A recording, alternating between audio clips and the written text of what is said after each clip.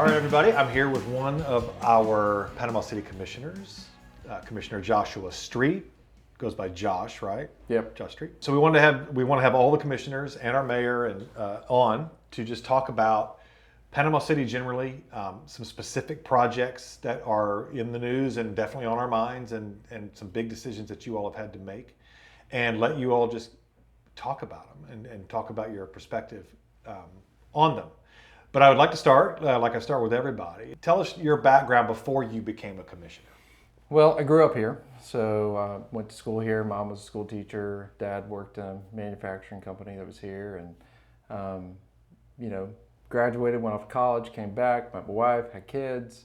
We're just living our life, and then comes along Hurricane Michael, and which I think was a transformative moment for a lot of us. I had a couple companies that I'd started.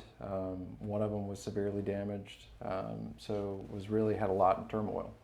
And in the middle of that, I saw some neighbors that were really suffering with some long-term issues. The neighborhood that I live in, we've got a lot of flooding. It's been really historical kind of that way. And so that's kind of what pulled me into it, to say like, hey, we were at the point in our life we could move, but there was something about it that I just didn't feel right about moving and leaving my neighbors in the same spot where they were. And so that's what tugged me to like, hey, like you need to go make a run for office and see if you can help change things. That like gigantic chunk of your life you went through really quick. Like went to college, got married. So kids, it starts going blurry from that point in time. Parents understand that, and you wake back up, all of a sudden they're 23. You're like, oh, did we just parent somebody? Did we just raise a human being? So you went off, came back. You had your businesses here in Panama City, right? Yeah. So a couple things. Like most of my 20s was spent being kind of an entrepreneur, and so my brothers and I had started a manufacturing company. We employed a lot of college students that were going through school as they were going through doing those things, but that afforded me other opportunities. So I got involved in commercial real estate development, but I also was able to start a record label. And so that was part of where I spent about 4 or 5 years of my life doing an independent record label, which a lot of people don't know. I didn't know that, Josh. I know, like a lot of people don't, because like you've just got this life that people see you come on the scene in public eye, and you don't really know everything that you did in life. You can't just say, you can't drop this, I had a record label, and then we're going to move on to like the Martin Theater. Yeah, not yet. So hang on a second. Like, I love this. So you, first of all, like, what did y'all manufacture in your manufacturing business? We did HVAC components, so about as boring of a manufacturing job as you could think of. Everybody needs we took copper components, and we'd manufacture like going train air conditioners, refrigeration components, and that kind of stuff. But in that commercial process, I bought a warehouse and we converted it to a recording studio, and then we started signing up bands. We started with local bands and we kind of expanded. We had some international bands, South by Southwest. We did quite a bit. See, this has already been a valuable podcast. I'm happy to go into more. I mean, it's kind of cool to reminisce some, but you asked the story, so I love this story. This is the thing that and just full disclosure, I mean, we know each other.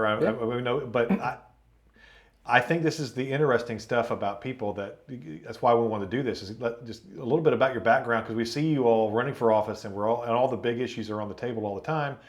And I think it helps to round the human out, right? That you've invested in this town. This is all news to me. I knew you were an entrepreneur, but I didn't know exactly how. Okay, so. You're doing all that. You're the Rick Rubin of Panama City, Florida, which is kind of great, actually. You're the Russell Simmons or the Dr. Dre. You're the Dr. Dre of Panama City, Florida. Or Gene Simmons. I mean, or Richard Simmons. I mean, it depends on everybody's perspective. You're one of the Simmons of Panama City, Richard or Gene, pick whichever. Anyway, okay. So but obviously native to Panama City, deep roots. It seriously invested with your emotions, your life, and your money. And then the storm comes along. And so had you ever run for office before? You ever done anything like this? I did. Actually, in 4th grade, I ran for student council at Southport Elementary. So you're a pro. Yeah, I was very seasoned in that. I actually had made some really good campaign pins at that point in time, and that's what kind of got me in. Yeah. So, but other than that, professional politician. Okay. So no, you're so just a guy that lives here. Yep. Okay. Tell me something as you were running for office. How long have you been in office now? So I'm on my 3.5 years. So a 4-year term. So we're actually moving into hey, opportunity. I was about to say, you want to break again. any news on the show here? I mean, Or as far you- as my intentions are, is to continue serving the community Okay. that I've been elected to represent. Okay. What was one of the biggest surprises that you didn't expect when you took when you won election and you became a commissioner?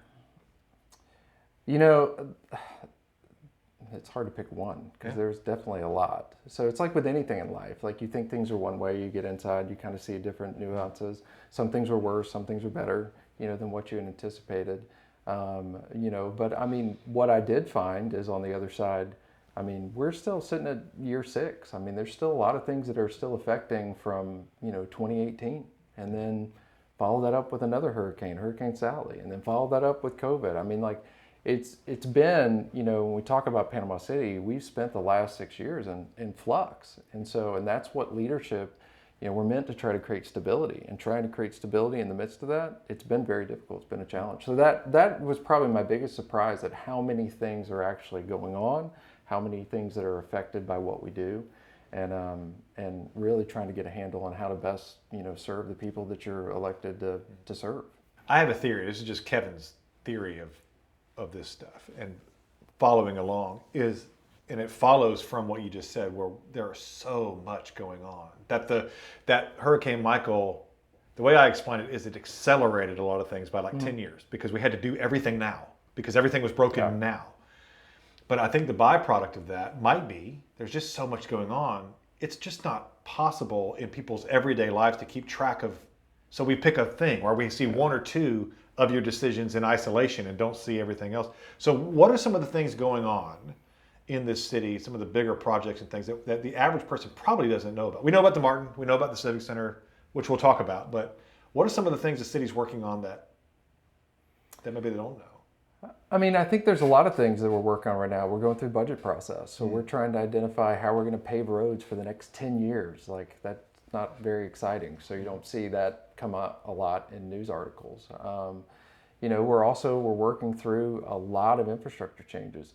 A lot of people don't realize, and I'll give a good example to this, that when Panama City really experienced its most explosive growth was around World War II. We were one of the few places in the world that were producing Liberty ships. And I think we're one of only 4 locations, and 2 on the Eastern Seaboard. And so, and that was the primary, means of transportation used for our troops in World War II. So that led a lot of people. Panama City went from being about 15,000 people to about 60-something thousand overnight, essentially. Scarce materials, things like that. So a lot of the infrastructure that was put in during a time that there were scarce materials. So, we're doing a project in the Cove, and they found a house that had cardboard pipes.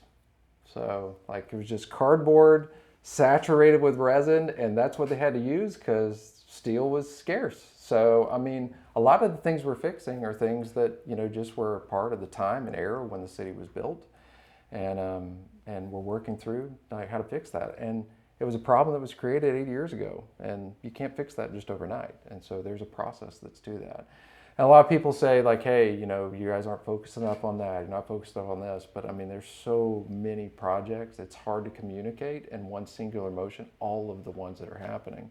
But we have to represent all people, and we have to see all things move forward.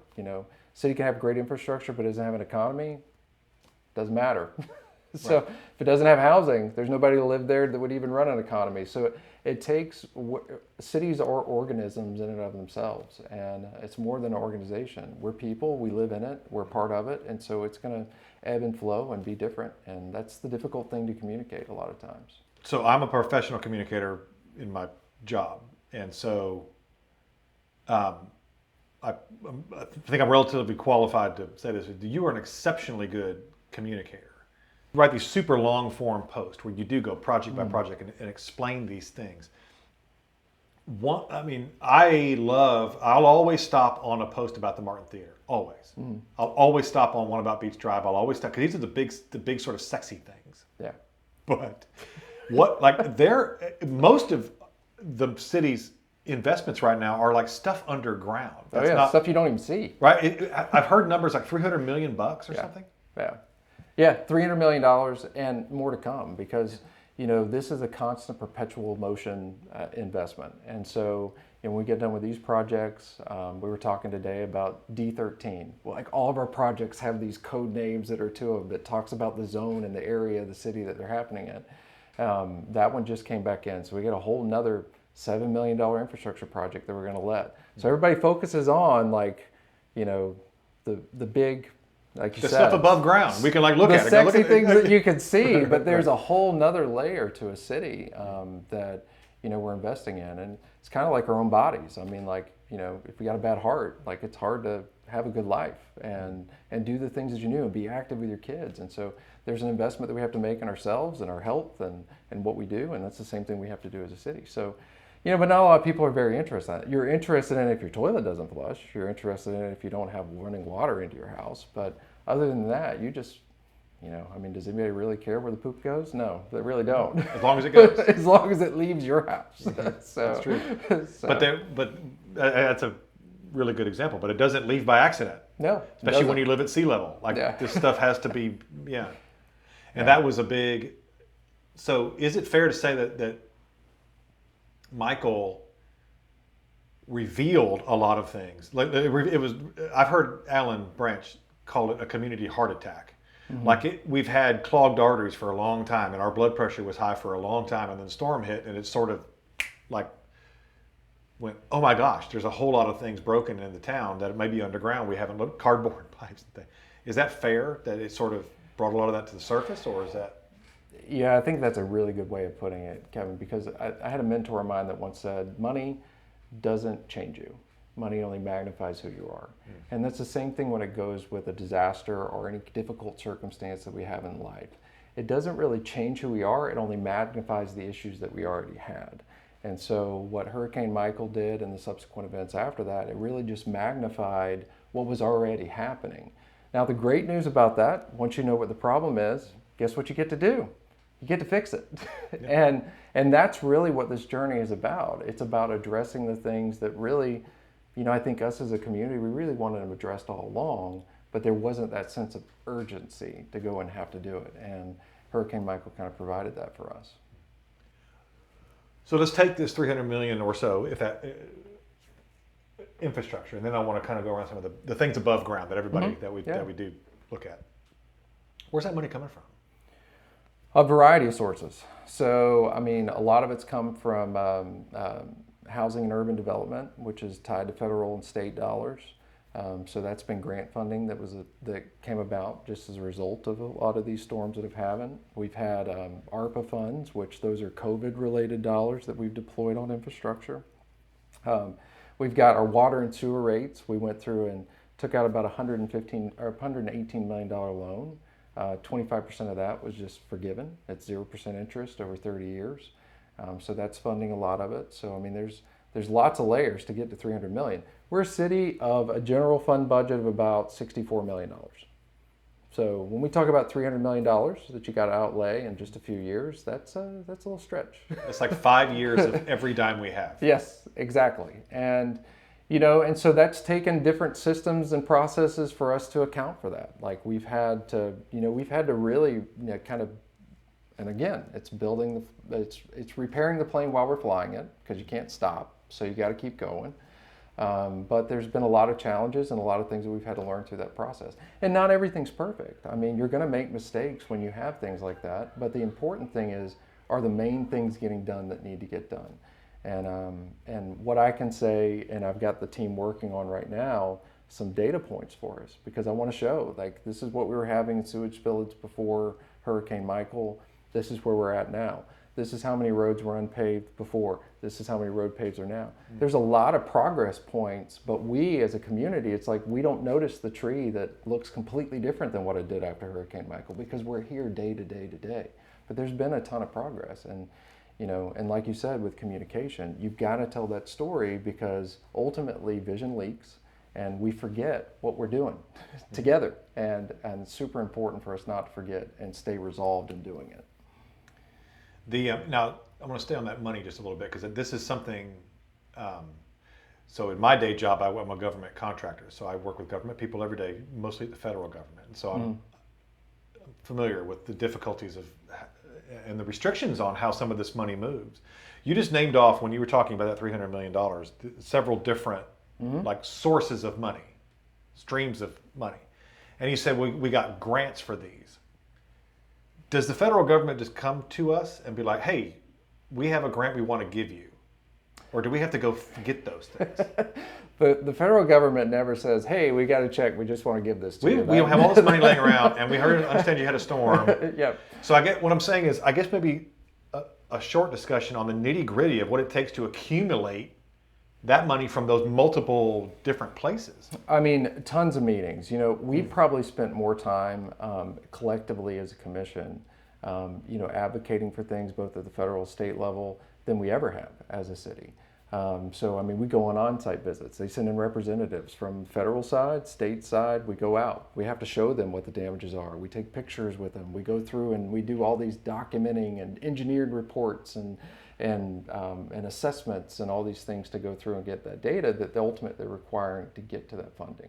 So no, there's nobody that actually says like, hey, here's a check, just go ahead and do it. There's a step and a process to pretty much everything. And for each of these individual streams of money, and they all have their own rules and timelines and stuff like that. I think that's important to get out there. It's because some of these, these projects take forever. Here we are, and we've all heard it. We probably all said it, like 6 years down the road, and we haven't even decided to knock that building down yet. We're still, but is some of that at play? It just takes forever to accumulate the dollar values that we need to do these things. It does. But you're talking about projects that are generational in their size, and so you got to take that in consideration too, from the standpoint of, do you want to move quick or do you want to do what's right? And and some of these things, although I would love to see them go faster, I think they should go faster. I think there's a lot of layers of tape that probably don't need to be there. But at the end of the day, like staying focused on something I know is going to benefit my kids, going to benefit my grandkids, going to benefit future generations is really how we come to China making some of the best decisions. Because we could easily make the easy decision, but that's not always the right one. You all, you, the commission, us as citizens, but when Hurricane Michael hit, the way I think about it is you all, the commission, are making decisions on about 120 years worth of monumental historic decisions at the same time. Yeah. It's kind of like that, where normally you have 20 or 30 years between some of these to focus on one. We have like all of these going on right now. What's that feel like as a commissioner to know you're having sway on some stuff that's going to last? Well, I think Kevin, I think your experience is probably really relevant to that discussion. Like in government, how many times do you find that government's really ready to move fast on something? I won't put you on the spot. So what we've been afforded is an opportunity to expedite government impact. And so the most difficult hurdle to overcome in a community, an organization, and especially government is that sense of urgency. You don't see that very often in large, complex organizations, that sense of like, we need to fix something, we need to do something better, we need to do something different. And so having this opportunity that there's this kind of, we have to do things differently, we have to do things quickly, we have to do those things. That was the biggest hurdle that kind of existed for our community. And so now that we've gotten over that one, now it really is just about making good, solid decisions, making sure that we've got all the information. We have to read a whole lot.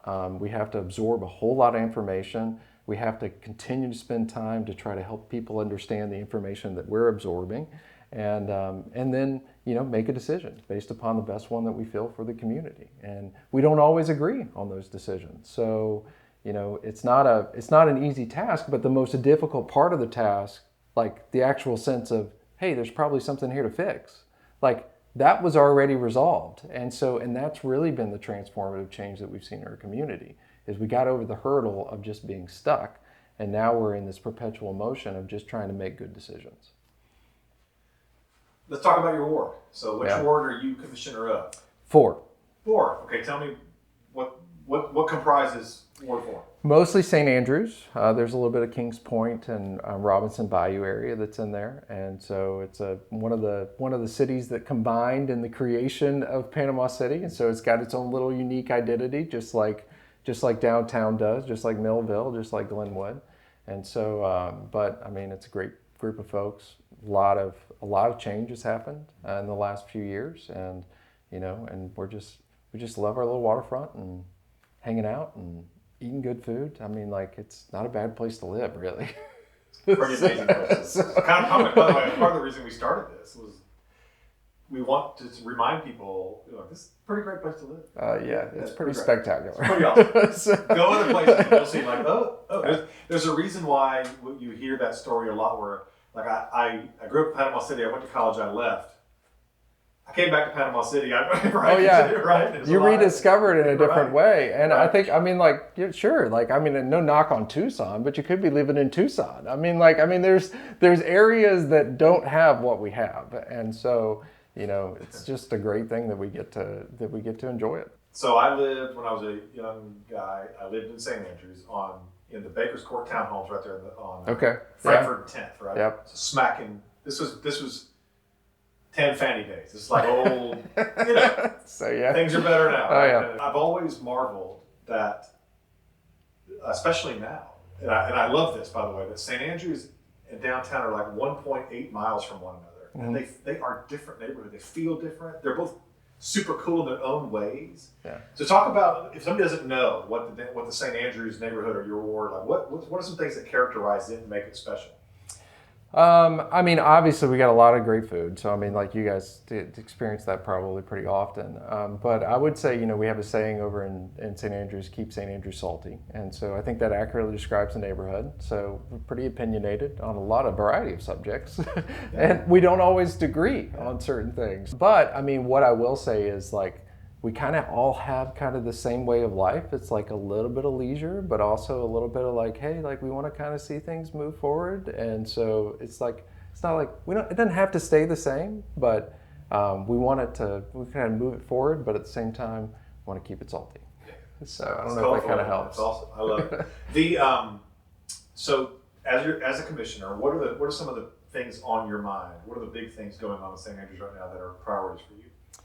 I mean, obviously the marina has been a big one. I mean, that's kind of what everything that got built around St. Andrews really focused on the waterfront. Fishing wharf before, now it had marina, historic fishing marina, a lot of multi-generational families that operate fishing vessels. So that's a big one. Infrastructure is a big thing for us too. I mean, we've got some of the oldest, just like the Cove. St. Andrews has got some of the oldest infrastructure in the city. Founded in 1826, so you got to think we're coming up on 200 years. So St. Andrews School is a big one. That's one of our major cultural arts things that we're kind of doing over there. It's going to have maker spaces and be kind of a really cool place to hang out. And probably the most controversial thing that there is golf carts. It's dividing the community, and hopefully we can unite around four wheels. And round, chrome rimmed. Yes. Jacked up with Christmas lights on, right? So it's really amazing, kind of the things that we get really opinionated about in life. It's you have to sit in the spot and you have to recognize, like, it's like we're all very individual.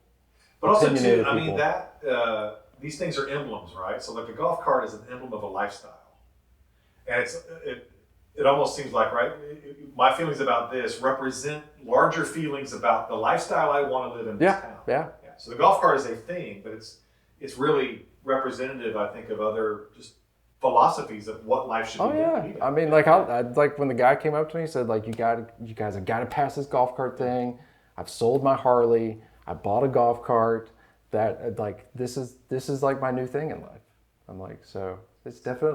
Going back. It's kind of crazy. Going back to loving Panama City, I love it. I just love it that we can have these conversations. Like, how good is life here that we could? Like, it's a viable motive. Like, we're having arguments over whether we should have golf carts. It's like, I know. It's awesome. It's a pretty good argument to have, and then you're like sitting there. You're like, okay, well, maybe we could do it this way. We could do it that way. at the end of the day, like, look, we're all very similar. You know, we love the quality of life that we live here.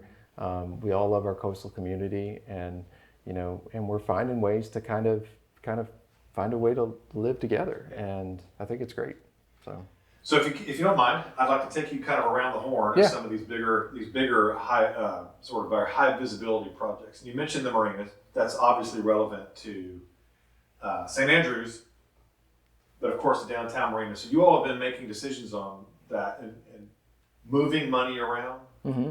and pooling money certain ways. So talk to me about your general, you the commission, you personally as a commissioner, but what the philosophy is, because I think there's a lot of misunderstanding of like where the money's coming from, who gets control of the marinas, how that's all going to operate. So like maybe to start with St. Andrews and say what's the plan there? I mean, in the 1990s, St. Andrews was privately managed, so it's not anything different than what it was before. I think the biggest difference was what I found from speaking to some of my predecessors, it wasn't maintained well, and so we've inherited a lot of issues that we're kind of having to fix right now.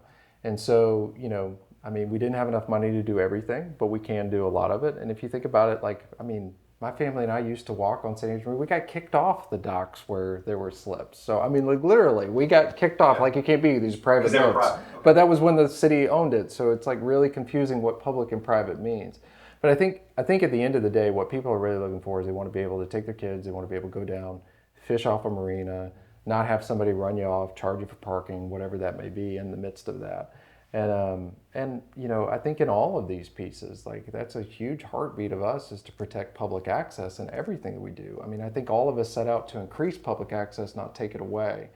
And so, as far as philosophy goes, is like, how can we move forward in the most expeditious fashion, a way that's fiscally responsible, but at the same time protects public access?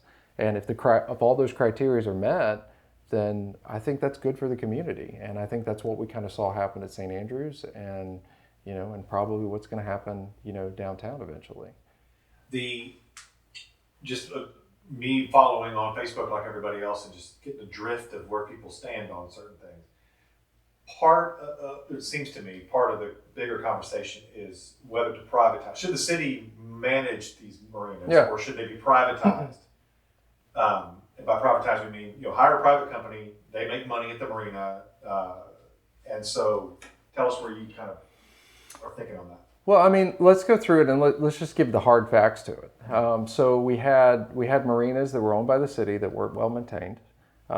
We've had great staff at times. Like I think right now we've got a really great team, but then we've also had times that we've had theft. We've had all sorts of other things that have happened with these marinas like over the years.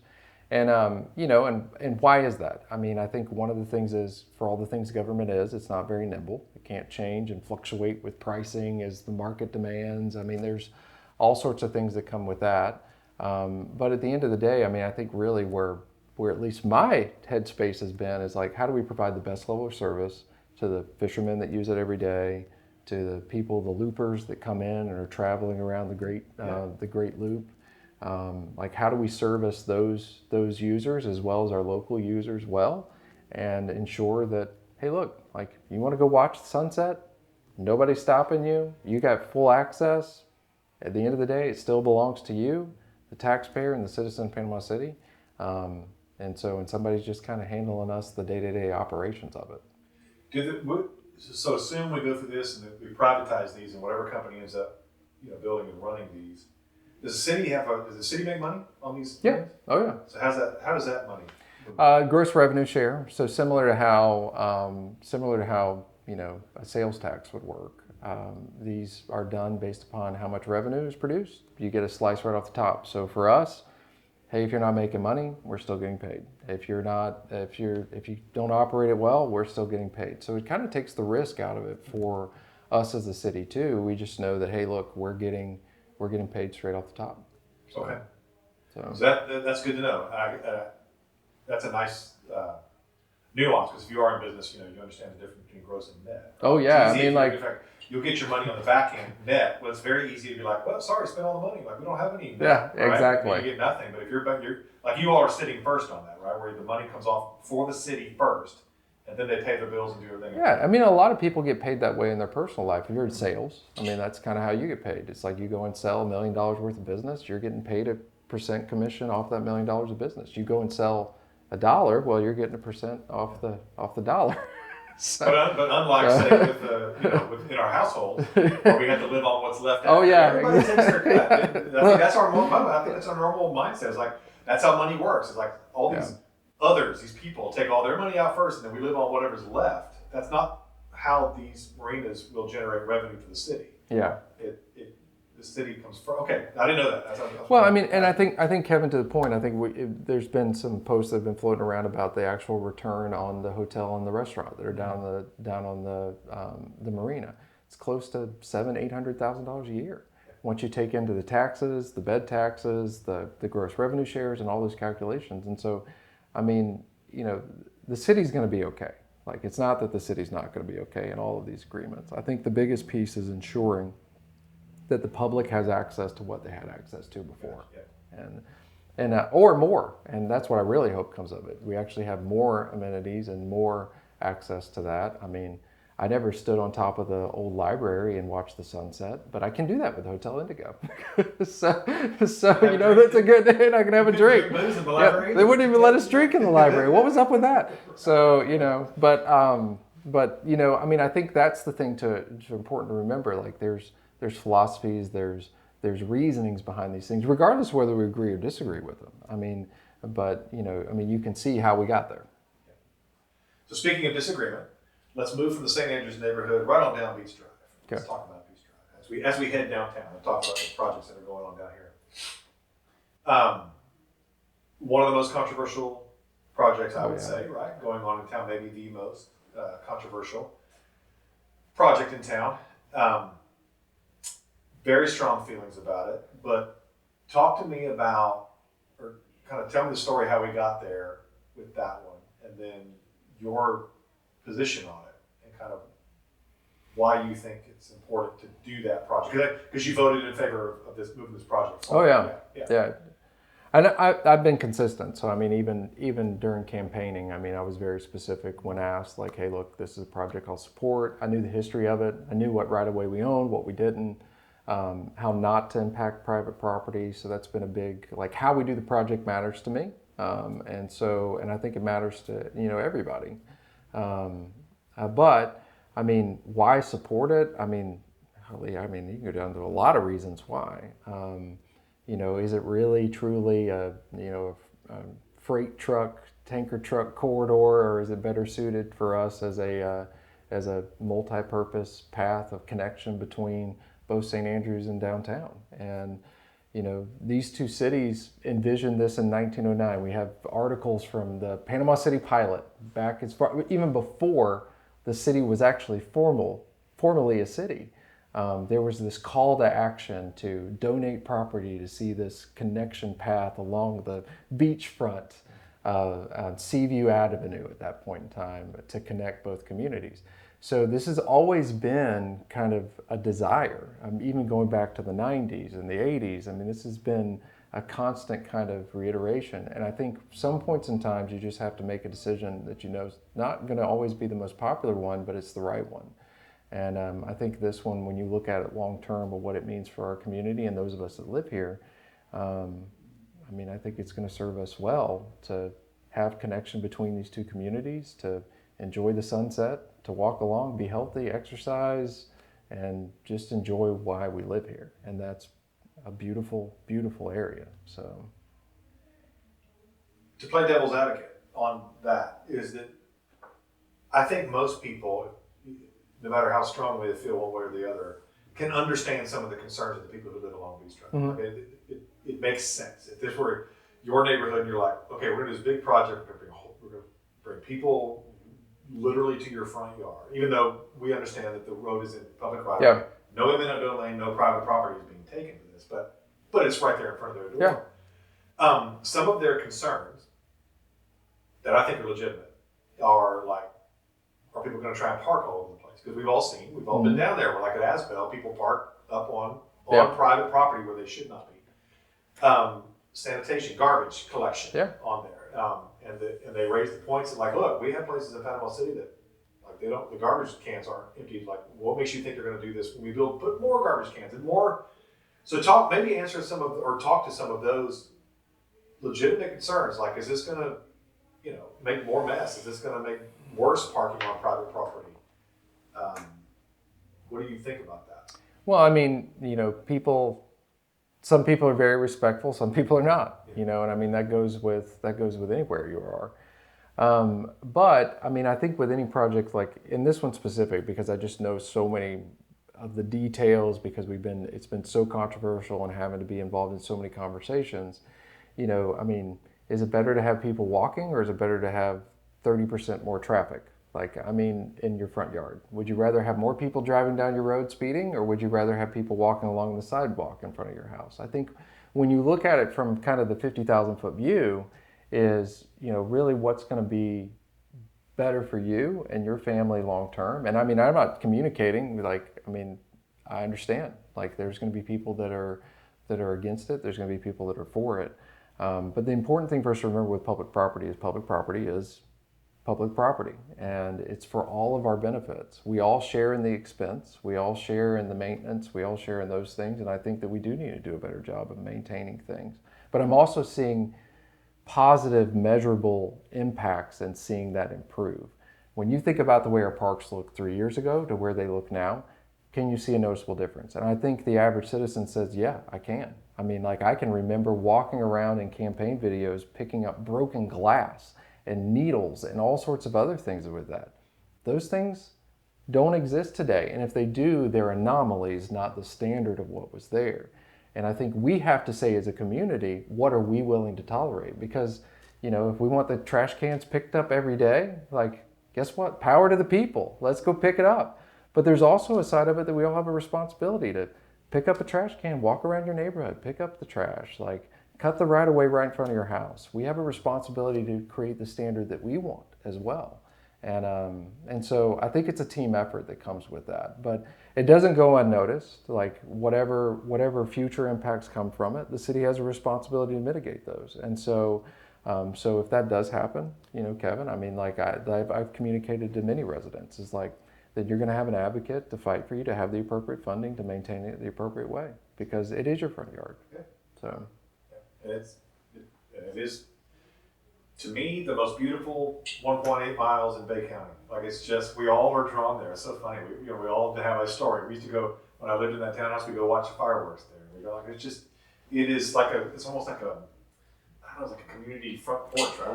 We all have feelings about that place. It's like 1.8 miles, but we all feel so deeply about that little stretch. I think your description of it, the front porch, is a really good description of it, because I think the number one fear is it's going to become some kind of tourist trap, like what happens behind Panama City Beach East. Right? Yeah, like what happened behind Spinnaker and La Villa is what's going to be happening on Beach Drive. That is not any intent of anyone in this. This isn't about some business interest or anything else like that. This is about just creating a space for us, those of us that live here, those of us that walk our kids, and those of us that really want to enjoy the quality of life that we have. So. Coming down Beach Drive, let's go on down to the Martin Theater. Let's talk about that one. So the Martin, obviously you all made a big decision on this one recently to pool that money and on these big projects, and you voted against this move, right? You were one, I think you and the mayor maybe, right? Yep. Voted against it, right? And then the other three voted for it.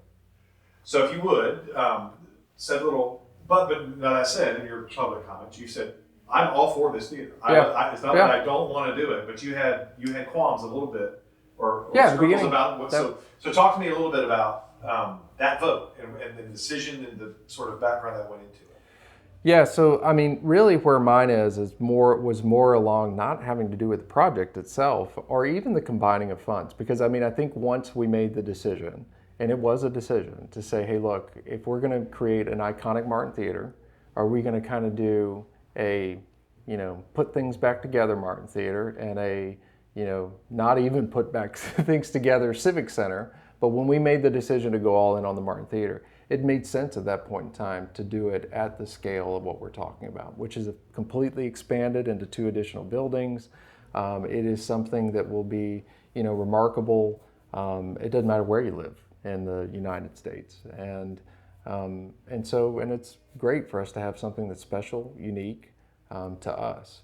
And so my issue was with really more the pragmatics of procurement and just single bids and those kind of things. Yeah, that was it. Yeah. So I mean, like in my mind, like, is it the cost? Is not the cost? I don't know. Those kind of things. And that's been a challenge for me. But what I will say this, Kevin, because I think this is important for people to kind of realize as we proceeded on, advocated, tried to convince everybody to do something different. But at the end of the day, when it came down to the final vote, you always have to, when you sit in this spot, you have to pick what side of history you want to be on. And so for me, when we finally did the last contract, it was a yes. And the reason why is like, why am I just going to sit here and die on a hill rather than support something that I know is going to be great for our community over my singular principle that not everybody shared? And, I wasn't doing anything immoral, ethical, or anything else like that. It was more or less just about like, look, like we've got to move forward, and I'd rather see us move forward together than in disunity. And so, hey, look, let's move forward together. So that's you just described compromise. That's right. Yeah, and and we could be compromising on a lot of worse things. And really, if you look at it from the perspective, the vast majority of the funding on this is grant funded. So that was my next question. So this $32 million, I think a lot of people thought that this is like $32 million of local Panama City taxpayer money Yeah. And that was one thing that I'd like you to kind of talk about the sources of this money to add up to the $32 million. And then also to what we're getting for that $32 million. Because it's easy to say the Martin Theater, and we all think the box, right? With seats in it and the stage, but it's more than that. So if you would talk about like what's the composition to that $32 million? Most of it is FEMA donor projects. About half of it was what was already dedicated to the Martin Theater. So there was already an amount that was set aside that FEMA was actually, I feel like, was pretty generous on that project. I wouldn't say that very often, but on that project, because of its historical kind of architecture and those pieces, they did give us a very good project and cost estimate that was on that. So we had that to work with. So we just needed to kind of fill those gaps. And part of the challenge with FEMA funding is when we get to this point, we can't just donate half here, half here, half here. We can't divide it up and just go do 15 projects. You've got to absorb that funding into one singular project. And so this was where we went with it. And so the rest of that funding is FEMA donor projects, which came from a variety of parks. Some of those we funded different ways. The downtown marina was one of them. The bulkheads at St. Andrews, which we had funded a completely different way. I had somebody ask me, like, why did you let them move money away from St. Andrews? I said, like, it's because we already funded that. We funded that through insurance proceeds. That's how we're doing it. And we're doing long-term debt on that asset because it's a cash flowing asset. And then they were kind of, oh, okay, I didn't realize that. And look, I have a finance background. Not everybody does. Most people, like 74% of us don't even have a household budget. So why would my expectation would be for everybody to understand, FEMA funding and all these other things that are going on? No, it's like, look, like at the end of the day, we had to pick priorities, and this was the next priority that we had on the list. Tell me if this is a fair way, because this is how I think about it. It may be right or wrong, I don't know. But we have all these projects that need doing, big projects, because of the storm. We have that menu, like that platter of gigantic big things we have to all do. And we have a certain amount of money that came from FEMA and other sources. And we can make two choices. We can spread this money out and get about 80% of the money on 15 projects and hope we find the 20% times 15 to finish them all, which is going to take the rest of our natural lives, right? Or we legally, because you can do that with certain types of money, the FEMA money. Why don't we pool this up on some of the big dogs, the really big ones, spend it there, get some things done. Yes, that means we have to look for other funding sources, or this one doesn't get done right now, but these are the big ones. So we get something done. and we don't have 15 undone projects interminably. Is that Yeah. fair? Yeah. I mean, if you were renovating your house, do you want to go start work in every single room and then just leave everything half done? Or do you want to go finish one room and then have that room done? Maybe actually sleep in that room and have a good night's sleep in that room. So, and that's exactly how we've had to go through prioritization, is because what we quickly realized is that, FEMA funding wasn't going to be enough to finish anything. It's not enough to finish the downtown marina. It's not enough money to finish the St. Andrews Marina. It's not enough money to finish anything. And so what we had to make a choice is like, okay, what are we going to finish? What are we going to finish first? What's ready? Because that's also a part of it. I mean, we've got a whole process that's called environmental and historical preservation. It took us 18 months to clear the plans, the actual paper, with the Martin Theater before it was ready to actually let for bid. And so, I mean, there's a lot of complexities that come with that, but at the end of the day, just like you and your house you have to do, you got to pick priorities, and it's just better to finish stuff than have a bunch of half-done stuff. So you're knocking down the Civic Center. Yeah. I'm going down there. Yeah. And that was a journey. That was a journey. This, full disclosure, I personally am a big part of the arts community here. We all, if we've lived here long enough, we have a history with that Civic Center. I don't think anybody would stand up and say, I was in love with that building. No. Like that building was, we don't feel like we do though at the Martin. The building is. Yeah. The Civic Center, not so much, and I'll tell you, just in the arts community, our thought was, shoot, if they knock down that building, even though we're not in love with that building, but if they knock it down, and they put an amphitheater, we're going to forget we had a theater. We're going to forget we had a Civic Center there. And then 10 years from now, it's just going to evaporate, and we're not going to ever have anything.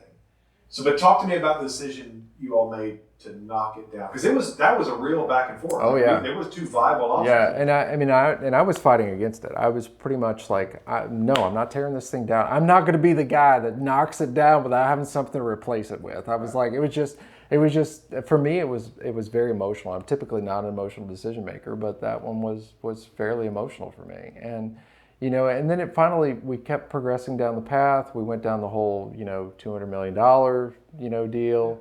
That wasn't realistic or feasible for us to financially do. Then I processed through the aspect of like, well, maybe we should just shutter it for 3 years, get through a couple projects, and we'll come back to it. Maybe we should bootstrap it, just get in there and let's start putting some paint on the walls and see if we'll just go tile by tile. We'll figure out if we can get this thing done. I mean, like Saturday, it's all volunteer. We'll go do it. But what changed for me is actually this moment in time. What a lot of people didn't realize is we were on the same trajectory as Mobile, Alabama. They have a very old historic civic center that they have, and they were wanting to renovate it, update it. It had some damage. It was, it needed to be addressed, similar to how the civic center was. And so they had gone the route of like, we're gonna repair it. Let's go do our thing. We'll renovate it. We'll do that stuff. They got $10 million in, and this was actually happening simultaneously as the decisions had. They got $10 million in, and they said like, oh, they found a bunch of other stuff that they needed to replace. In their old civic center. In their old civic center. And so they had to make the decision, in spite of having spent $10 million on the building, to renovate it, to knock it down, because it escalated the cost so much. And so, we had really good local people, very gifted contractors and architects and engineers come in through. We've had, I don't know how many people look at it, and they all came up with the cheapest price that we got was like $34 million. And so, a $34 million mistake would be very detrimental to our city. And so, when it comes down to it, the better decision is to start afresh. Let's go raise some money. Let's get past some of these other projects that we're going through, and let's re-envision what we want to be for this community. And I think that's what everybody heard from us as a community. Do we want a civic center? Absolutely we do. Do I want to be a part of helping us get a civic center? Absolutely I want to be a part of that. I want to see those activities come back to our community. But it's going to take us all working together to see that happen, just like it did in the 60s when they built that one. I think it was Commissioner Granger is one who sort of made the motion, which was okay, we're going to knock this building down. Which it failed twice before. It did, yeah, At previous times, it's like, no, we're not tearing it down. So, And by the way, like I said, full disclosure just for the listeners, I was part of the meetings where I was like, no, tear it down, you're going to forget it. yeah. That was the logic. Yeah. So just so everybody knows where I was on that, in that whole thing. But I was very encouraged that then it seems like there is, one, a plan, not a guarantee, but a plan to like start moving forward to find that money to build whatever's next. Because the idea of the amphitheater that's going to be there is not the permanent situation. No. Okay? But also too, to put it out, that it was happening almost simultaneously. Okay, we decided to knock this down, but almost right after, and let's start looking for the next thing in the tangible ways, not in meetings. And there's an RFP out there, isn't it? Yeah. Oh yeah. Yeah. We've enlisted people to help us with not only finding the funding, but also helping us build the grants that we need, to doing those things to help us get as close as we can. Because obviously, 0 to 100 is a long way. But if we can get from 0 to 50%, like now we're within striking distance to be able to say, hey, let's do something as a community, let's make this happen, and let's do something great for the arts community and all of us that enjoy it. So, that was the difference for me too in that factor, is like once I could see that like, hey, we have a plan that, no, there are no guarantees. There's never been a guaranteed plan. I mean, we could go work on the Martin Theater and there could be a sinkhole that opens up and sucks everything down. I mean, there's always some type of thing that could happen. But at the end of the day, I think that, being able to show a plan, for me to be able to communicate, this is what we're doing, this is what we're working on. And I do see a day when we're going to have a facility like that. Maybe it's not there, maybe it's someplace else. That was a big debate in the community too. As a matter of fact, Jenna and I were both in agreement that we didn't think that was the best location for it. And part of it is because we didn't want a concrete box on the most beautiful view that we have. And so we'll see what that other opportunities are opened up from this, because we never know what comes. So, and then just a quick little side trail on that one. One of the spots was right behind City Hall, right? It was like there's a lot there that would accommodate that. But the little side trail is, a lot of people like, build it at the mall. Yeah, that's one too. So what would it, but that is a different thing because the city does not own that property. That's correct.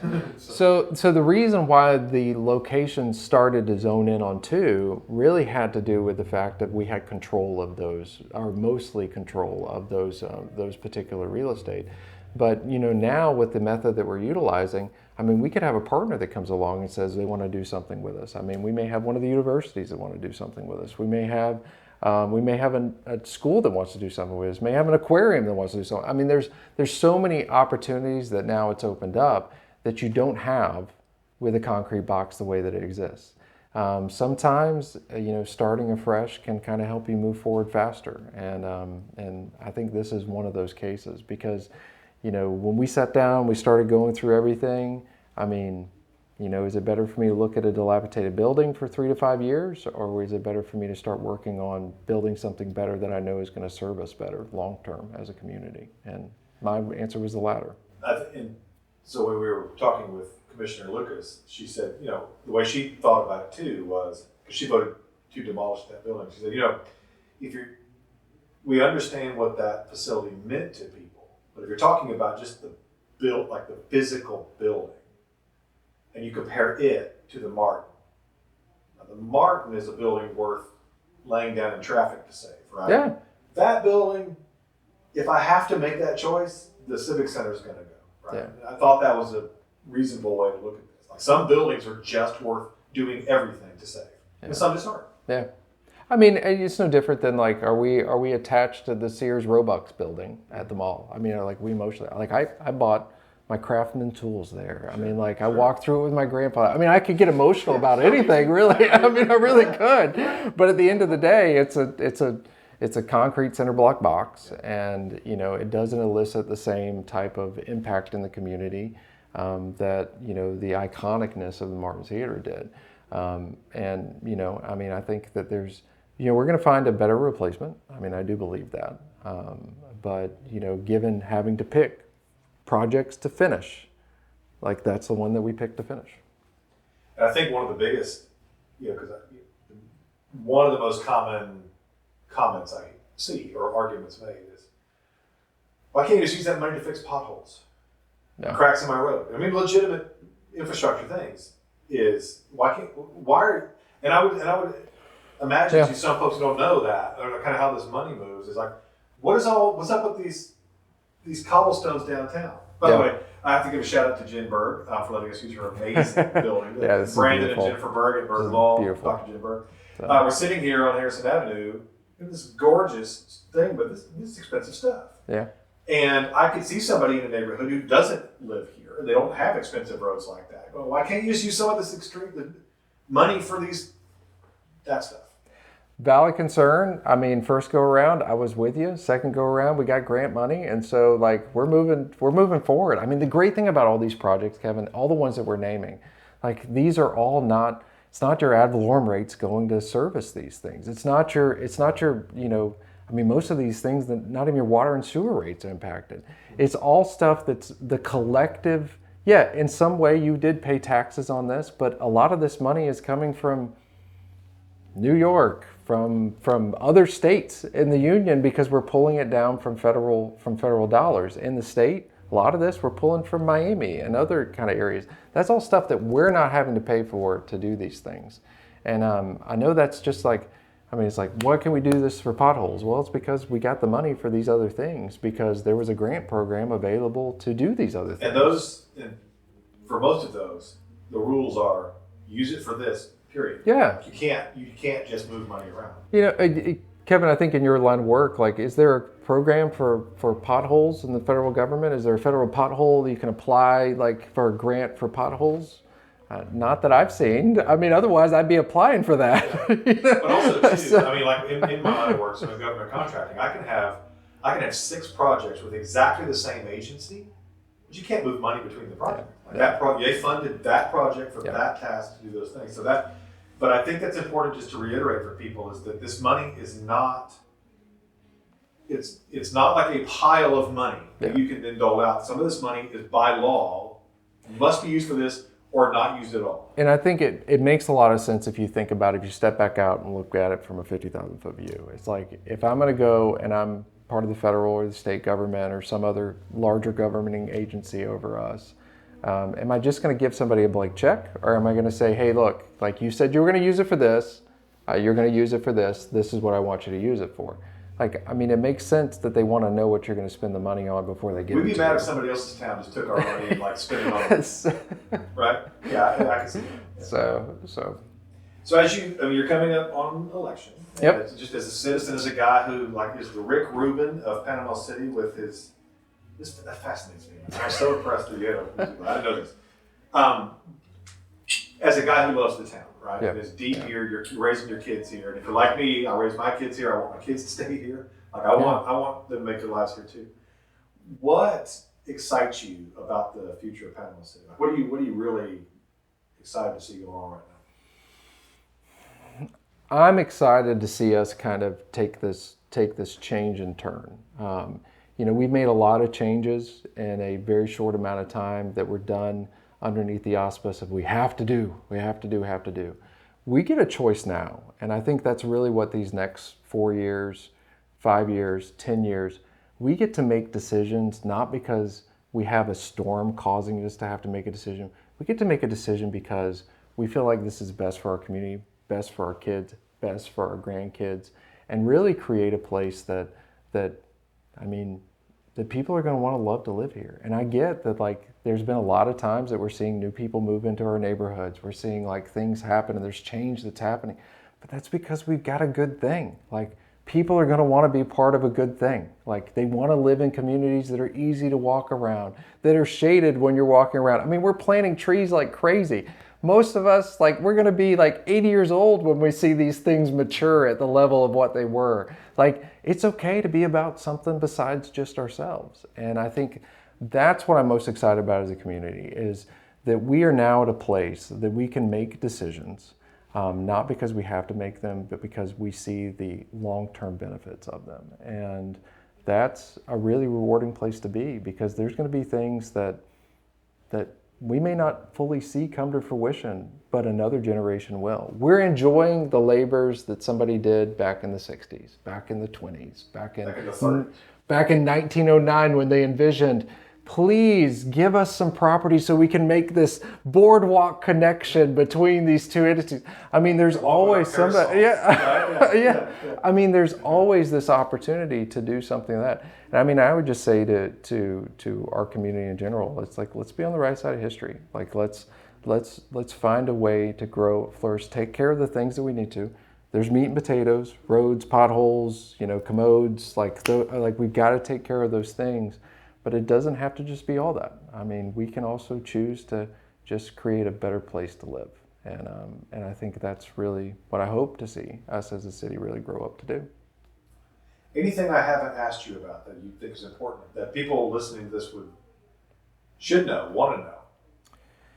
I mean, Kevin, I think the most important thing is you have to be involved. I get it. We're all busy. I get it. We've all got things that we're taking care of. I've got 2 teenagers and I got a 5-year-old. I mean, I'm busy. It's the way that it is. But if we don't stay actively involved, I mean, I have this dream and vision that one day we have 4,000 people that are just committed to a unified vision that will just say, hey, look, come hell or high water, like we are going to make positive changes in our community. And that means rolling up our sleeves, picking up a piece of trash, showing up at a meeting, being an advocate for your community, talking about what you want to see in your community, and then getting out and voting for it. And if we don't do that as a community, then it will always be apathy that wins out. And that is the thing that just saddens me most in life, is when I see a community so close to everything that they can be, just become apathetic at that last moment. And I don't think we're going to do that. I don't think that's going to be it. But it's going to take us all, rolling up our sleeves 1 more time, 2 more times, 5 more times, 10 more times, because the work is never done. And so we can't grow weary of doing good. And part of that is just taking that little extra effort to invest a little bit of your time. I tell people all the time, it's like, if you'll give me 15 minutes, I'll give you a 40-hour work week. And you've got a commission that's willing to do that. And so roll up your sleeves and be involved. Do the extra thing. Like staying late after work to do a long podcast. We appreciate you coming out and do this. Hey, I appreciate you guys doing it, because it's your efforts too. I mean, like it takes a village, and we've got a very colorful village.